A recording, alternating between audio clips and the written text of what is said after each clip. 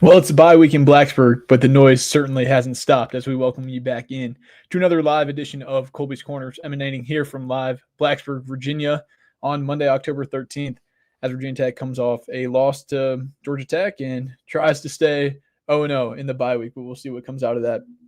Tonight we'll touch on, obviously, things going on with the coaching search, obviously the mood, obviously around the team 2-5 going into the first bye, how banged up the roster is. The search committee still sorting itself out. A lot of the calamity going on there. It's a lot of confusion up at the top, attrition down low at the team level, and the Hokies seem like they're just trying to hold steady through it all. Jumping first off right into things, obviously today. Well, before we get started, make sure to like the video, subscribe to the channel, share the show with a friend, jump in the comment section. The support on this has been absolutely amazing. Appreciate it, when you go to the games and you see everyone here at the tailgates and lane or even on the road. It's been super cool. So appreciate all the support. Like the video, subscribe to the channel, share it with a friend. And yeah, jump in the live chat. We'll touch on some questions and different things. I know over on vtscoop.com, there's been a lot of comments and such today. So I know a lot of people have questions and different things. I'll try to get to as much of that today as I can. So don't put you on the live chat, and we'll get to that there at the end. So appreciate everyone jumping in here. Yeah, first off, the coaching search. I think that's the biggest thing. And, plugging back to the website again, vtscoop.com just dropped Hot Board 1.0 with 8 candidates that, names to watch in this whole deal, to watch as it gets closer to deadline. Obviously, lots to shake out. Maybe the biggest news of the day, and something we'd been hinted at over on the site, was the big sit down with obviously current athletic director Whit Babcock and him sitting down with local media, which VT Scoop and 24/7 Sports wasn't invited to anyway. Obviously, still had the tip and the inside skinny on that, but obviously didn't get the invite there, just with politics and a lot of things going around, circulating the board and the committee and the process and just everything going on over there right now.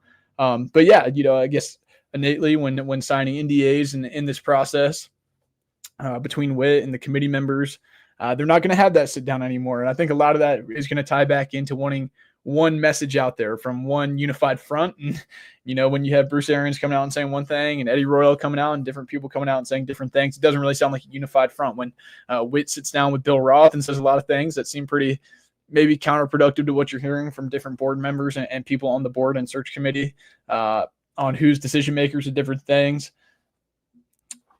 it just puts everyone in a tough spot, because this was something where you could really, really kind of control the narrative on how you wanted to frame it. And now you're kind of way behind the 8 ball, just letting the rumor mill spiral and people contrive claims. And we'll get into this even a little bit later on the team level of how they've sort of really done players no favors in different ways of letting people sort of run wild in their imagination of what could be happening with different situations. But just, I know a lot's been made of the situation on rolling it out.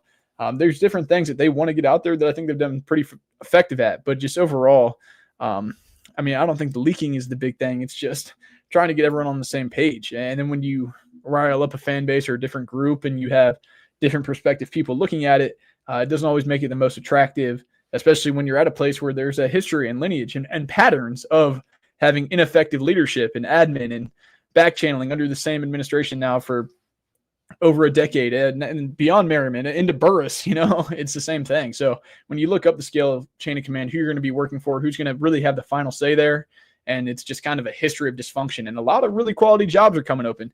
Penn State just came open. Florida's probably going to come open. Auburn's probably going to come open. Wisconsin's looking like it's going to come open. What happens down in Tallahassee? I know I'm looking forward to that road trip for that game. We get some time on 30A like a lot of these other coaches will be probably doing here soon. But it's just, in a cycle where you think and you saw so many potential job openings happening, to be so behind the 8 ball. And, like these coaches, if you want to be real honest, obviously the target demographic of this show is Virginia Tech fans. You have to be really honest with where Virginia Tech shapes up in this whole search. And with all these jobs coming open, we'll get into names here and different things, but you kind of have to reset expectations of what the administration, what there's a history and pattern of in recent years, and how the game sort of passed you by in a little bit. Like I know so many people want to look back to, can we just get back to what Frank was doing and 10 wins in a season? Like, is Alabama and Ohio State and Georgia going to get back to 10 wins in a regular season with the competitive balance of college football, the parity of the way it is? I think you need to sort of reset expectations in a way. We'll get into it. Like James Franklin obviously just got let go at Penn State. And I know his record of, if you think you have to make a move, then make it now. But to pay $50 million just with the way money is right now in college football to someone to let him go away when last year I mean, you're a successful drive away from going to the national championship game, won the Fiesta Bowl. You played in 3 New Year's Six Bowls in 3 consecutive years. You took a program out of the depths, Big Ten champion. And I know for a long time the Big Ten was not as competitive or as deep as it is right now. And, recruiting slipped or whatever it was, but it's just like, dude, maybe you need to reset expectations because look how quick, everyone's screaming Dan Mullen's name, and we'll talk about him and some other names. But look at Florida. I think they would really take Dan Mullen back in a heartbeat as opposed to what they've got with Billy Napier because they're going to be right back in that cycle. Same with Auburn and Gus Malzahn there when you have Harston coming in there. So it just puts you in a bad spot when all these other jobs that are more attractive coming open and, there's a track record and different candidates have history with the track record of people in the administration, which can make it a mess. But I think that's important. I know I just kind of rambled on just the state of college football, but I feel like that's important in the whole search, just setting the scene of what jobs are coming open, being realistic with what people are looking for, why it's tough when there's a lot to like about the job outside looking in. But then at the same time, there's going to be those questions, and it doesn't help when you see news coming out about the Board of Visitors and how that's getting driven. And obviously the situation that just happened a year ago in Chapel Hill with how that search went down. And when you see things coming out where it's driven by certain donors and people on the board, and there's just not that alignment as everyone wants to say. So I want to make it abundantly clear that the current athletic director, Witt, is not very involved in this process. It almost sounds like in some of these meetings he's acting as a secretary almost, or just like carrying the bags. So I don't know why that was driven that way. It's just obviously you don't want anyone coming out there and stepping in it again. And it kind of seems like that's the situation they found themselves in. So if you want to cover that up in an NDA at a public school or however that works, that's what they're going to go forward moving with. I don't think they're indebted to, or it's a responsibility. They don't have to say anything. I mean, this is going to still come out one way or the other. It's just you haven't done yourself any favors. Your candidate pool, the players, you haven't really done anyone any favors, let alone yourself. So I can make that a little bit more difficult, but I know they still feel pretty vindicated in how it's going to shake out. So we'll just have to see with that process. So maybe the process just feels slow and they're trying to set up that actual alignment. We'll see.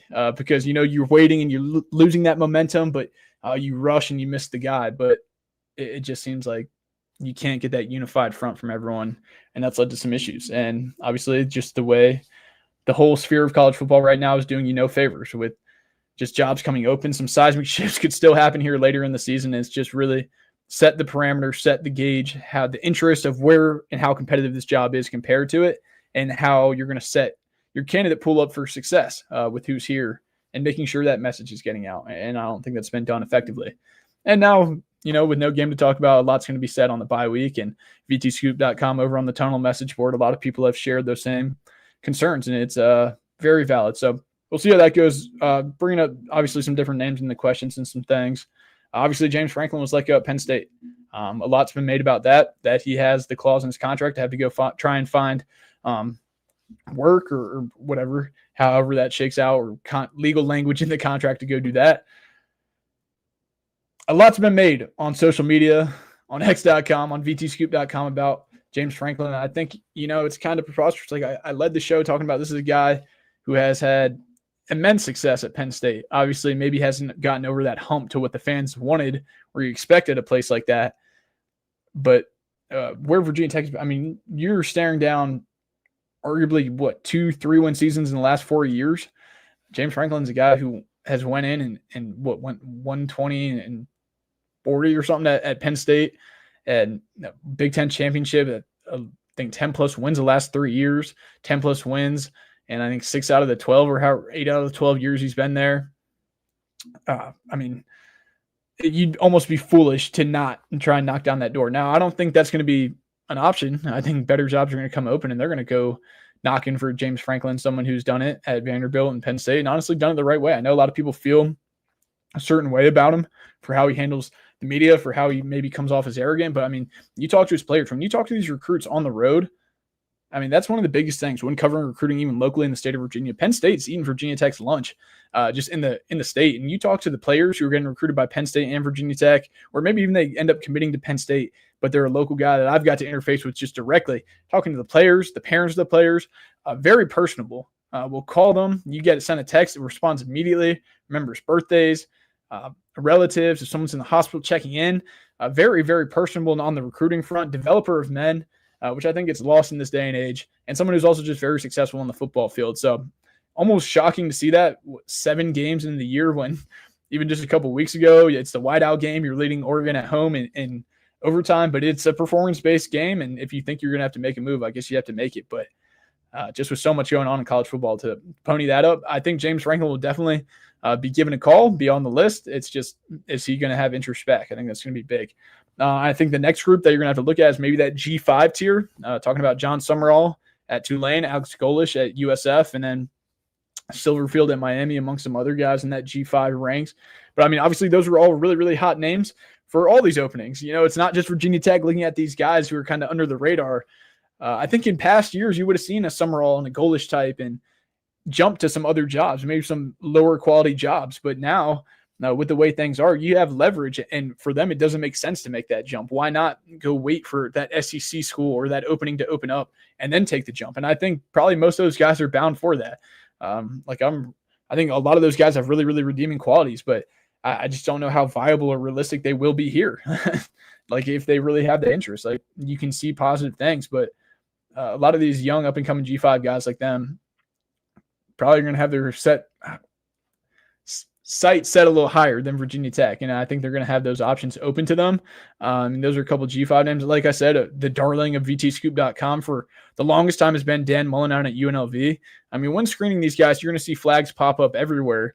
And it just comes back to the same thinking that's going to be touched on a lot on this committee is, are you actually committed to maybe peeling out the old guard and ripping things up and changing things like a lot's been made of? Or is it just kind of, front facing, client facing, we're going to change this and that, but it's going to be the same back end? Because, like if it's just the VT way of doing things, a lot of programs would look past certain things or different deals and work through that in the vetting process. Everyone's going to have stuff come up, but it's just, are you really committed to that? And that ties into Shane. Obviously, Shane Beamer's name had an article come out with Brad Crawford on CBS Sports, I think close to probably a month ago when the Pry News dropped. And I read back through it today, and yeah, it seems pretty prevalent. When you look at, now, I mean, bearing that it is Cocktober right now, and South Carolina could go on one crazy run, and a lot could shift down there. But, I mean, he's going to be feeling a lot of pressure here at the end of this year with the stretch he has coming up. A team that was picked decently high in the SEC preseason polls, a team that you had arguably a Heisman favorite in, and now he's staring down a really, really tough stretch, and the donors and different people down there are figuring it out.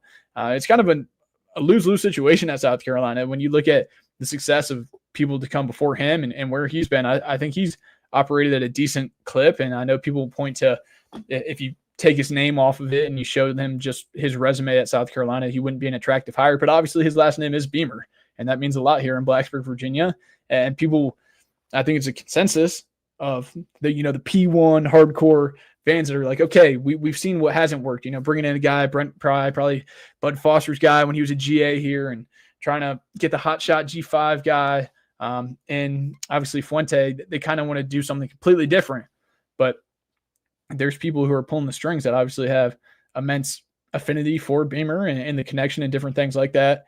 And Shane's going to be a very, very viable option here as things get closer down the line with just the way things are going. So you can't mark that one off the list. Obviously other names have coming up, and they're going to come up everywhere. Like I said, these names are not exclusively to Virginia Tech, especially as these names pop up. You see Manny Diaz becoming a hot name for Penn State, obviously him being the DC there, but also here, obviously was a head coach at Miami, did nice things. There's a litany of other names, different names that have been leaked out that really got the message board triggered. If you want to go check those out on vtscoop.com and really jump in to the discussion. I know a lot can get lost in the mix over there and just people yelling at a wall. But I mean, there really is some nuanced discussion and thoughts on different things without just getting frustrated. You have some SEC coaches that look like they have their backs against the wall, and a Hugh Freeze and Mark Stoops are different guys that you could be looking at. The G5 row, as I touched on with Golish, Summerall. And then, like you said, you just lost Franklin. What other P4 guys? There's just other guys. And then there's the whole group that's out of coaching right now that you still can't look past that are all viable options. The NDA deal is going to be what it is. I mean, they're still going to be news and intel leaking out. I think there's really, really good coverage over on the site right now. I would go check out that Hot Board article, jump in the conversation, touching on that, touch on some names here. I know there's some comments in the chat. If you have comments, I'll get to those, expand on names even more.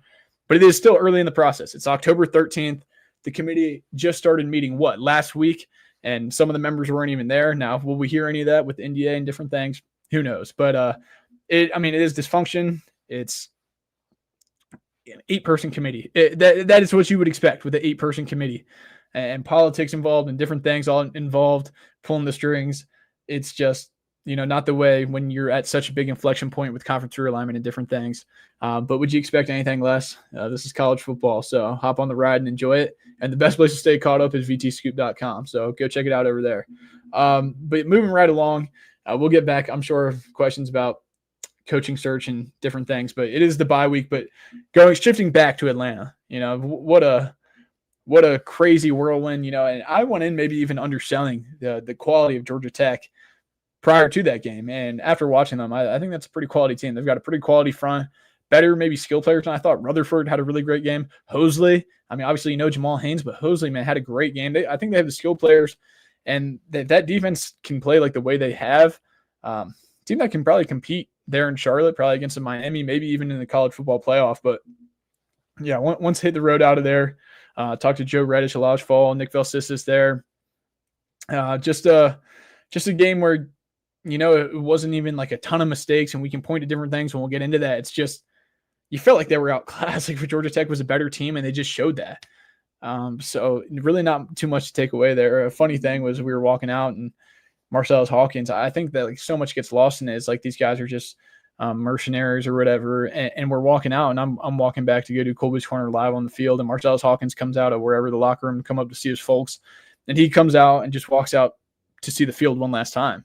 And he's like, well, I just wanted to come out and look at it from here. I came from D2, so never got to play anywhere like this. So not to be lost on it, I think you still do see what this means to a lot of the people. Like, they're still going out there and playing hard. And Marcellus Hawkins had a great game. Obviously, Stewart was a little banged up, didn't get that many touches. But for him to come out there and sort of see that, I think that adds a layer to it that gets lost a lot. And we'll touch on that here right now, actually, because obviously Virginia Tech has 21 injured players, or they had 21 players out versus Georgia Tech, which was by far the most in the ACC. Didn't do themselves any favor. Well, they didn't do themselves any favors, but took another hit when Thomas Williams got dinged up there in the game. Did not look great. Obviously was getting carted around, had a boot on, was really struggling to walk, which is, when you look at it just from a personal level, obviously tough, but especially at the positional level when you lose Caleb Brown for the year. You lost Josh Clark in the spring, who was slanted to start at corner. Dante Lovett to the portal. And then you just, even in the secondary, Koval's banged up. Quentin Reddish going to be out for a while here after the procedure. Christian Ellis is still dinged up. And just when you're so injured on that back and you lose someone else, you're going to have to turn to those true freshman guys like Deloach and Krim and different guys like that. And they've played well. But I think a lot of that is just, and like I said, the silver lining of freshmen like JoJo Krim, Brennan Johnson, Noah Chambers stepping up is great. But I think, for the Caleb Brown situation specifically, obviously I had confirmed intel that he had a procedure done and was going to be out for the rest of the year. And usually, just you want to give people the benefit of the doubt or just let it go out. And it's different with different staffs. And it's a different situation now with sort of a lame duck staff and different things going on where it's just, okay, like at some point you just have to go out and run the news. But when you ask 3 Wednesday practice availabilities in a row, hey, what's the status on Caleb Brown? And it's just, we're still sort of working through that. When he's going to be out for the year, I understand protecting the player into that regard. But in this day and age, it's really not much protection going on in that, because then that just leads to speculation on the boards or wherever of them attacking the players and saying, oh, well, they're soft, they don't want to play, or, oh, well, they're just waiting to collect their rev share checks and enter the transfer portal, which is kind of really a damaging thing to do. And I don't think maybe has been handled the best way for a lot of these guys. Obviously, Caleb Woodson maybe at the forefront of that when that whole shakedown happened, and obviously being banged up amongst different things. So just a lot of confusion there. Going to try and be better to cut through some of that. So, you take some of that obviously off, because there's a lot of speculation, a lot of frustration, and probably not the clearest messaging system on a lot of that stuff going on, which has put maybe some people in a tough spot. But just overall, to put a bow on that really, really banged up team, the bye week always comes at a good time, but man, you really needed it to try and get a little bit healthier because you just have to, like, I think Evan ran a redshirt article today, and it's like, well, yeah, of course you're not really thinking about redshirts. You just have to play who you can, because when you're missing a fourth or a fifth of the roster, whatever it is, you just got to roll them out there and kind of throw them to the fire and just see what you got. So you're playing for every game. But yeah, getting back into just Georgia Tech recap, talking about Kyron Drones a little bit. I think the most telling stat, right after the game, 0 of 8 on third down to, I think, Georgia Tech 7 of 12. If you showed me that before the game, I think that's a pretty clear indicator of who won the game. And Virginia Tech's offense just has not been able to operate at an efficient clip all year long, and nothing changed when they went up against a pretty good team in Georgia Tech on the road. It was just another tough showing where you just couldn't operate there really well. I mean, they had more penalties. I think they had 10 penalties for like 82 yards, or 20 more than Georgia Tech. There until garbage time, they were being outgained on offense by almost double. Now Drones had flashes, obviously, on the ground, had 2 touchdowns, or maybe only 1 rushing, but the 2 passing to Jerickis Harrison.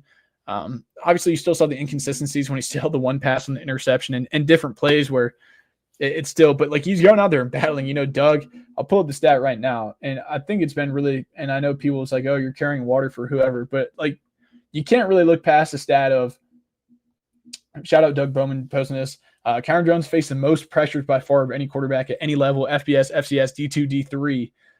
Kyron's had 107 dropbacks he's been pressured on. The next is Ralph Rucker IV at Bucknell on 89 dropbacks.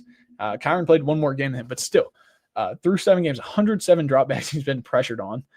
It's just, that front is so injured and wasn't recruited the way it had to be. Like, you can look back to it and no one's acquitted. Obviously, this was all under Brent Pry's tenure. It was under his watchful eye that you recruited and brought those bodies in. You hired those coaches that you had before that to build out the roster, and it left you in a tough spot. I think Matt Moore, people will always be able to go back to and point to in fall camp, when Matt Moore kind of spoke pretty open and candidly about how rough this season could get for this offensive line, and you're seeing that. You can't establish any offense when you have guys like Aiden Lynch, who's a redshirt freshman, going out there and battling, but taking his live bullets, and in your perfect world wouldn't be playing this year, most realistically.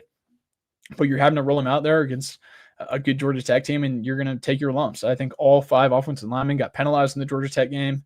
It's just a group trying to fight and claw, but just outmatched a lot of times. You're maybe just not ready for the moment. And it's a tough spot because everyone's battling, but they just haven't been able to get anything going. And it starts with those 5 up front. Like anything, it starts with those 5 up front. They're owning it, but it's just been a tough go for the offense. And I don't know if that comes with quarterback change, like a lot of people are lobbying for.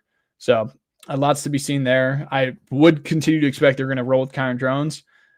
Like leading it, like, yeah, when you look at the stats, it's like, well, just lean into the run. Stewart and Hawkins, mostly Hawkins, they got going. The rushing stats look good, but you take away the fact that they were down couple touchdowns the whole game, so you can't really establish the run when you're having to throw the ball a lot. So, and then the defense, you've seen good things from the line, but Haynes King and Holsey, they ran wild. Missed tackles piled up in the second. I thought Joseph Reddish earning the start in the nickel, he had a really, really nice game.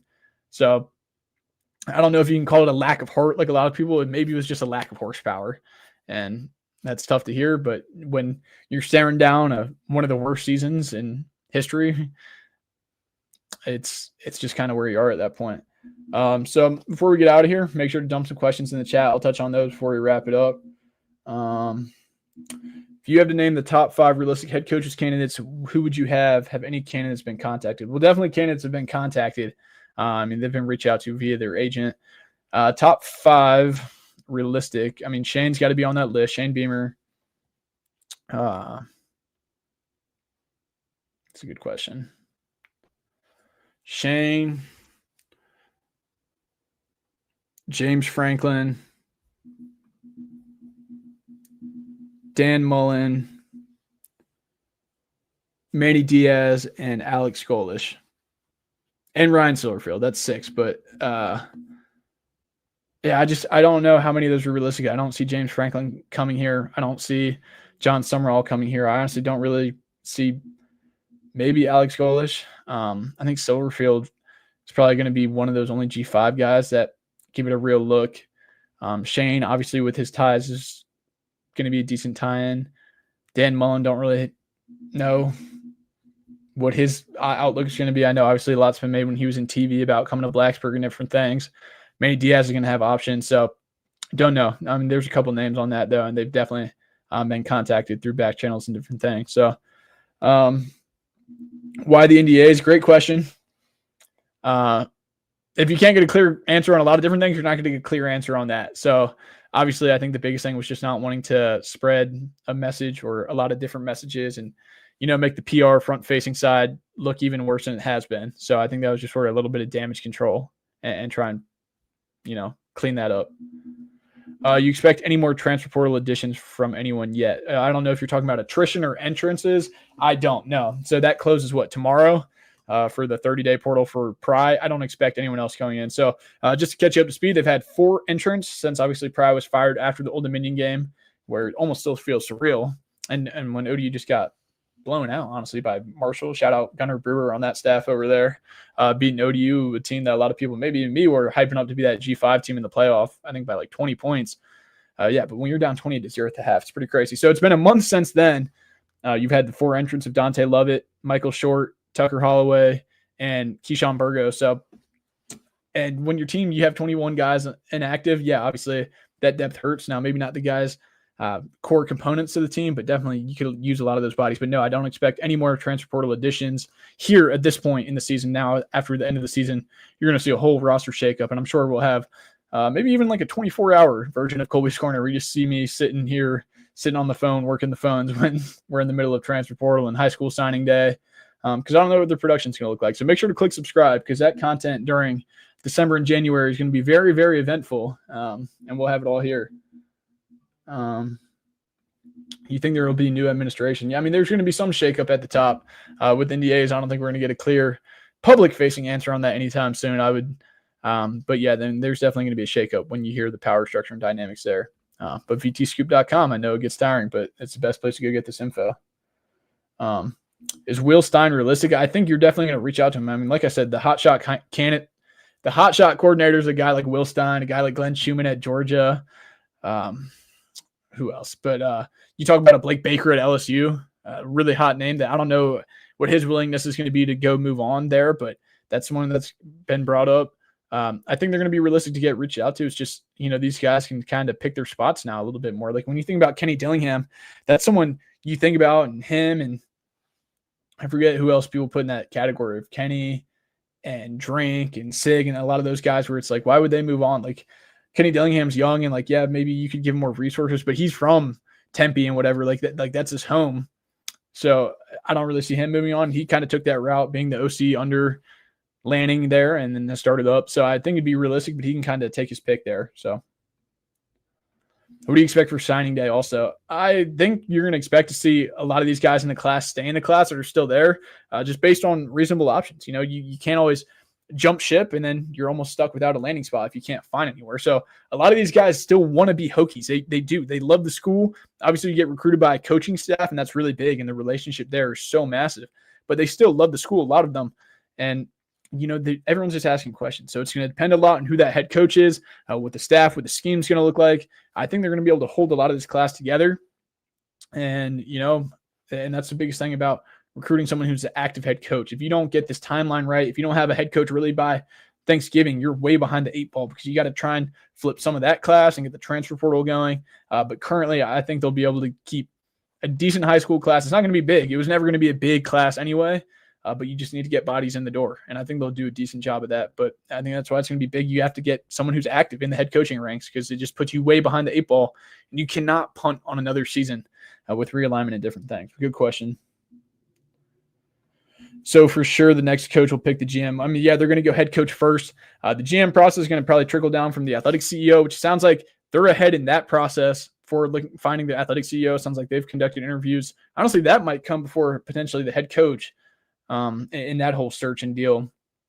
But like I said, you can't really get a clear answer. I think they'll have input on it. And, they obviously had to correct course and change the bow of the boat, turn it back. Obviously, when people were going out there and saying different things, you were hearing different things leak out. But yeah, I would keep an eye on that athletic CEO and see how that moves and what announcements are made with that, maybe even before a head coach. Now let's see this. How does hiring an active head coach work? Is there limitations to contacting them? I mean, that's why you have an agent. That's why Jimmy Sexton and all these guys, like, they're going to go out and handle their business, and you'll get brought up and your agent will call you and just throw different things across your desk. A lot of the times you'll have a good enough relationship where certain things won't even come across your desk if you get contacted. I mean, you can tell your agent you're not even taking calls, like a Kirby Smart.